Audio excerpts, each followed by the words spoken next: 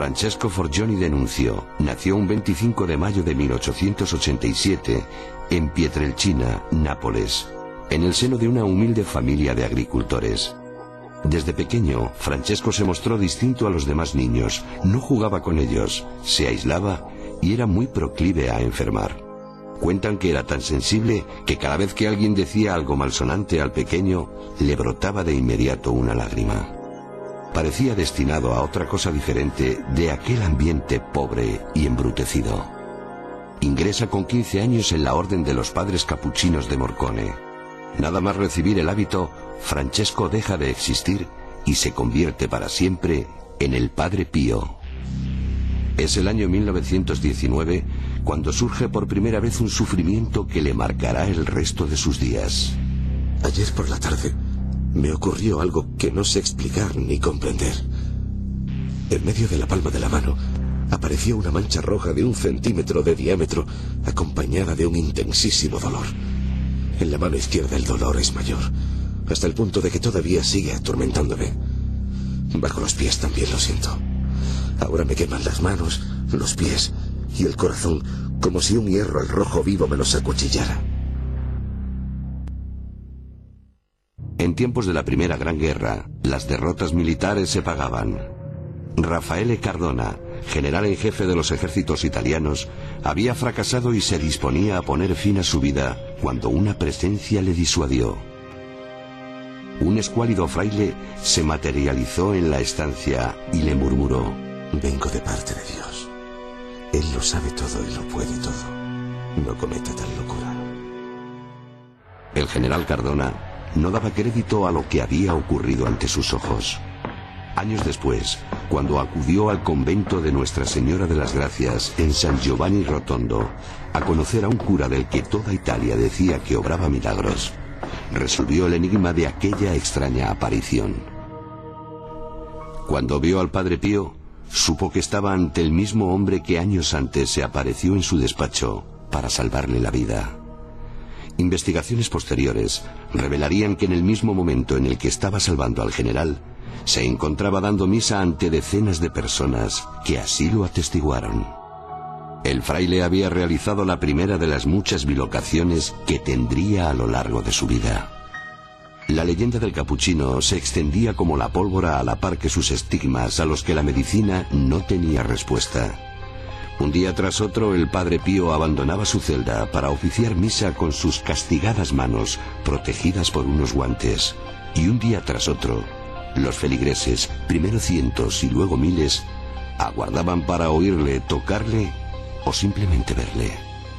Tal era la expectación y la adoración que despertaba, que desde la propia iglesia comenzaron a surgirle enemigos marcados por la envidia. El Santo Oficio le acusó de farsante y libertino, llegando a decir que se causaba las heridas con ácido nítrico. En 1923, y en contra del clamor popular, el Padre Pío fue condenado a permanecer en su celda, clausurado, repudiado y sin más compañía que su soledad. Aunque varios testigos y él mismo atestiguaron las visitas en su habitación de un ente diabólico. Belcebú no quiere darse por vencido.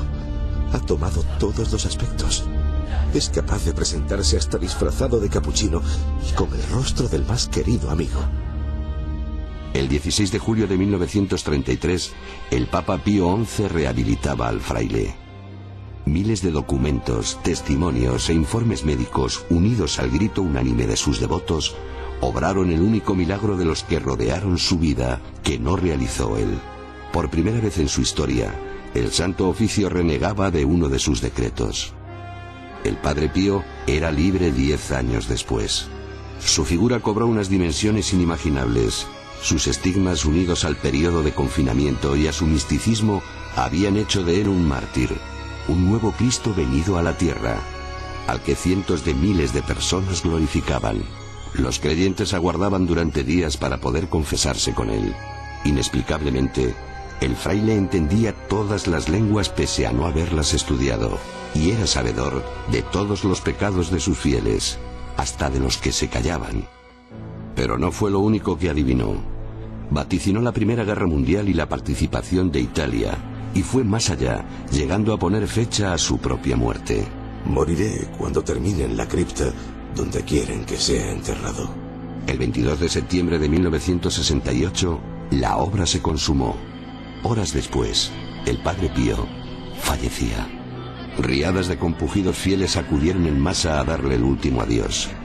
Años más tarde, en 1999, 300.000 peregrinos se congregaban para presenciar su beatificación, convirtiéndose esta en la más numerosa de la historia.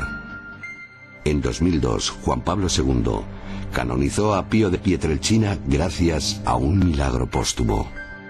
Ocurrió 2 años antes en Casa Solievo, el hospital que el capuchino fundó. Mateo Colella, un niño de 7 años aquejado de meningitis, estaba desahuciado por los médicos. Tenía 9 órganos vitales inutilizados. Su muerte era cuestión de horas. El niño despertó del coma. Mateo aseguró haber visto a un misterioso anciano con hábito marrón y barba blanca que le dijo: No te preocupes, pronto te curarás.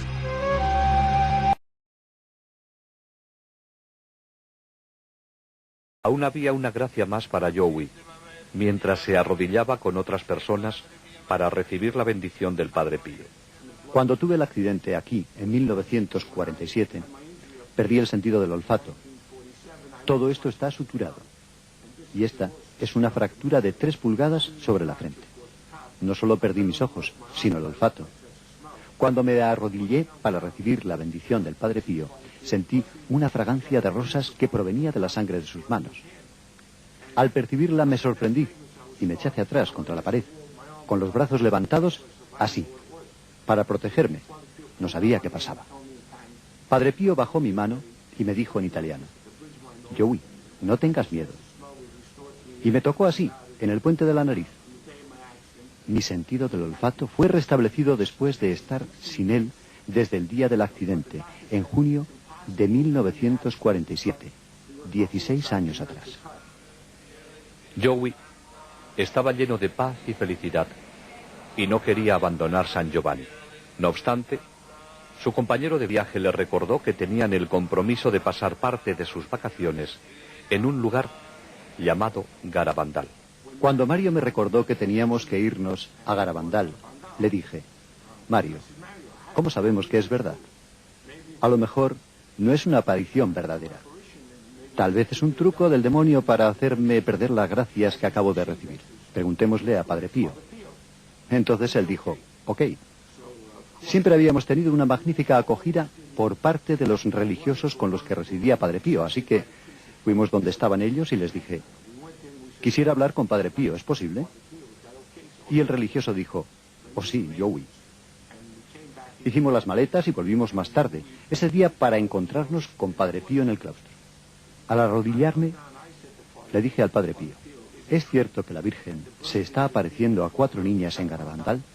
Y él dijo: sí. Dije entonces: Padre Pío, ¿debo ir allí? Y él dijo: sí, ¿por qué no? Y así es como ocurrió. Debido a que Padre Pío me aseguró que la Virgen se estaba apareciendo allí, dándome su autorización para ir, no tuve miedo y fui. La primera de muchas visitas de Joey Lomangino a Garabandal fue en febrero de 1963. En aquellos días, especialmente durante el invierno, una de las únicas formas de llegar al pueblo era en carreta de bueyes. No pasó mucho tiempo antes de que Joey se encontrara y conociera a las niñas a quienes la Virgen se había aparecido, quedando inmediatamente impresionado por su sencillez y sinceridad. Conchita habría de convertirse en una buena amiga.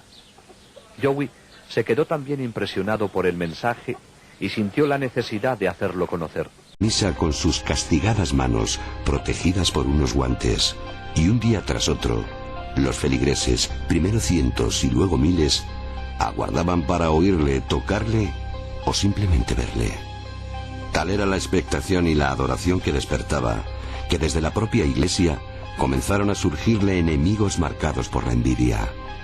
El Santo Oficio le acusó de farsante y libertino, llegando a decir que se causaba las heridas con ácido nítrico.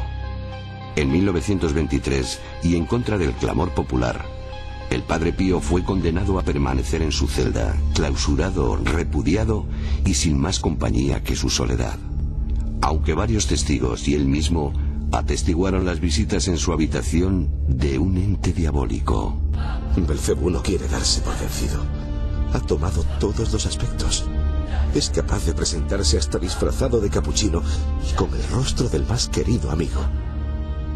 El 16 de julio de 1933, el Papa Pío XI rehabilitaba al fraile. Miles de documentos, testimonios e informes médicos, unidos al grito unánime de sus devotos, obraron el único milagro de los que rodearon su vida, que no realizó él. Por primera vez en su historia, el Santo Oficio renegaba de uno de sus decretos. El Padre Pío era libre 10 años después. Kitis estaba desahuciado por los médicos. Tenía 9 órganos vitales inutilizados. Su muerte era cuestión de horas. El niño despertó del coma. Mateo aseguró haber visto a un misterioso anciano con hábito marrón y barba blanca que le dijo: No te preocupes, pronto te curarás.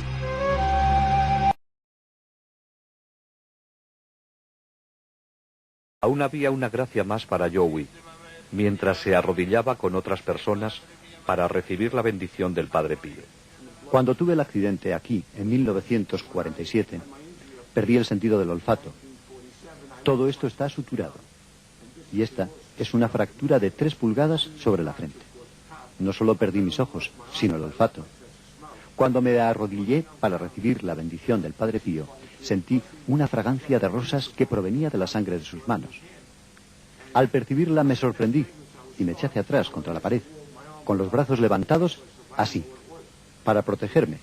No sabía qué pasaba. Padre Pío bajó mi mano y me dijo en italiano: Joey, no tengas miedo.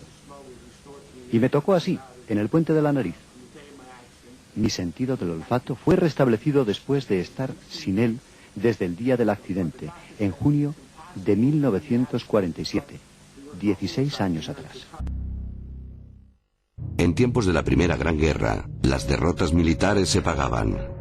Raffaele Cardona, general en jefe de los ejércitos italianos, había fracasado y se disponía a poner fin a su vida cuando una presencia le disuadió. Un escuálido fraile se materializó en la estancia y le murmuró: Vengo de parte de Dios. Él lo sabe todo y lo puede todo. No cometa tal locura. El general Cardona no daba crédito a lo que había ocurrido ante sus ojos. Años después, cuando acudió al convento de Nuestra Señora de las Gracias en San Giovanni Rotondo a conocer a un cura del que toda Italia decía que obraba milagros, resolvió el enigma de aquella extraña aparición. Cuando vio al Padre Pío, supo que estaba ante el mismo hombre que años antes se apareció en su despacho para salvarle la vida. Investigaciones posteriores revelarían que en el mismo momento en el que estaba salvando al general, se encontraba dando misa ante decenas de personas que así lo atestiguaron. El fraile había realizado la primera de las muchas bilocaciones que tendría a lo largo de su vida. La leyenda del capuchino se extendía como la pólvora a la par que sus estigmas a los que la medicina no tenía respuesta. Un día tras otro, el Padre Pío abandonaba su celda para oficiar. Su figura cobró unas dimensiones inimaginables. Sus estigmas, unidos al periodo de confinamiento y a su misticismo, habían hecho de él un mártir, un nuevo Cristo venido a la tierra, al que cientos de miles de personas glorificaban. Los creyentes aguardaban durante días para poder confesarse con él. Inexplicablemente, el fraile entendía todas las lenguas pese a no haberlas estudiado, y era sabedor de todos los pecados de sus fieles, hasta de los que se callaban. Pero no fue lo único que adivinó. Vaticinó la Primera Guerra Mundial y la participación de Italia, y fue más allá, llegando a poner fecha a su propia muerte. Moriré cuando termine en la cripta donde quieren que sea enterrado. El 22 de septiembre de 1968, la obra se consumó. Horas después, el Padre Pío fallecía. Riadas de compungidos fieles acudieron en masa a darle el último adiós. Años más tarde, en 1999, 300.000 peregrinos se congregaban para presenciar su beatificación, convirtiéndose esta en la más numerosa de la historia. En 2002, Juan Pablo II canonizó a Pío de Pietrelcina gracias a un milagro póstumo. Ocurrió 2 años antes en Casa Solievo, el hospital que el capuchino fundó. Mateo Colella, un niño de 7 años aquejado de meningitis.